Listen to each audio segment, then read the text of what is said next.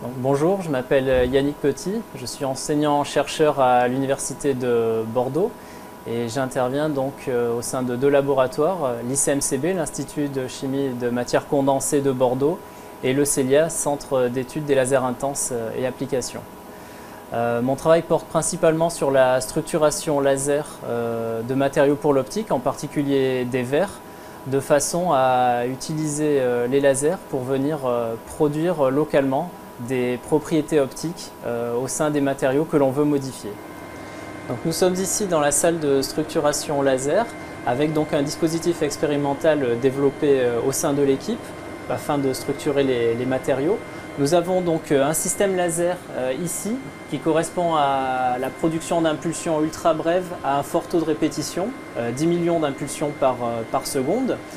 Ce train d'impulsions va ensuite dans ce système-là qui permet de sélectionner le nombre d'impulsions que l'on souhaite et ainsi aussi contrôler leur puissance.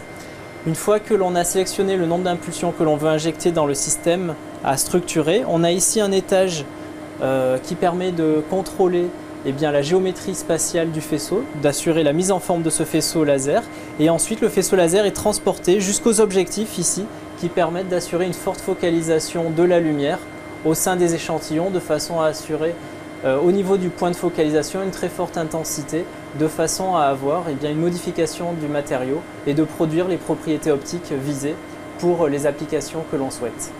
Il faut préparer l'expérience, c'est-à-dire positionner l'échantillon et préparer l'injection du faisceau laser. Donc pour cela, on libère le passage du faisceau laser. C'est un faisceau infrarouge qui ne se voit pas, mais pour lequel il faut se protéger avec des lunettes. Et nous avons ici des cartes de visualisation qui permettent de le visualiser, de positionner son trajet.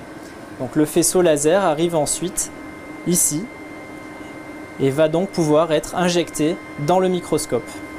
Donc on a ici l'ordinateur à partir duquel on peut contrôler le déplacement des platines de translation de l'échantillon et l'injection du faisceau laser, et ça permet donc de contrôler les paramètres d'irradiation du laser et du matériau. Donc on peut étudier le comportement du matériau sous écriture laser pour différentes vitesses de déplacement, pour différentes intensités d'irradiation, et donc ça permet de connaître la réponse du matériau. On voit ici apparaître la structuration laser correspondant à une photochimie induite par le laser qui correspond à la production d'agrégats d'argent présentant des propriétés de fluorescence visibles ici.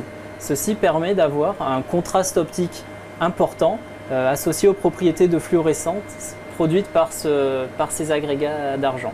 Alors les dimensions caractéristiques ici sont de l'ordre du micron d'un point de vue de l'épaisseur des lignes, la distance entre les deux lignes, et chacune des lignes est de l'ordre de quelques centaines de nanomètres.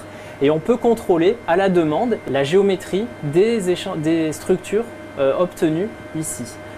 Par exemple, je peux montrer une autre trajectoire qui est une trajectoire plus complexe et qui permet d'adresser donc la manipulation correcte de ce faisceau-là. Donc je me décale. Donc voici une autre structure qui est donc une structure de géométrie différente qui traduit la maîtrise que l'on peut avoir pour produire des objets soit avec des géométries rectilignes, des géométries circulaires, de façon à avoir les motifs que l'on souhaite utiliser. On a ici des cercles concentriques qui peuvent s'apparenter à des objets permettant d'induire une maîtrise de la propagation de la lumière à partir des variations d'indices que l'on produit par écriture laser superposées à la fluorescence produite par les agrégats d'argent.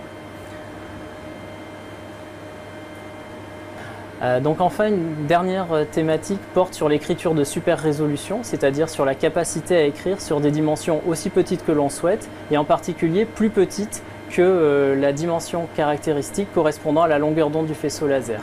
A priori, pour une longueur d'onde donnée, on ne peut pas écrire sur des dimensions significativement plus petites, et donc il faut trouver des approches astucieuses de façon à permettre d'aller au-delà de cette limite appelée limite de diffraction.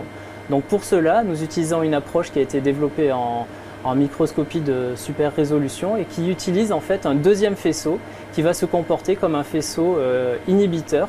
Et donc le premier faisceau laser permet d'écrire, le deuxième faisceau permet d'effacer ce que le premier faisceau écrit, et si on décale très peu, suffisamment peu les deux faisceaux l'un par rapport à l'autre, eh bien ça permet d'envisager de laisser une toute petite dimension structurée, écrite, bien plus petite que la longueur d'onde caractéristique du faisceau excitateur. Donc ça, c'est une thématique d'écriture de super résolution à des dimensions nanométriques qui est une thématique actuellement en plein essor.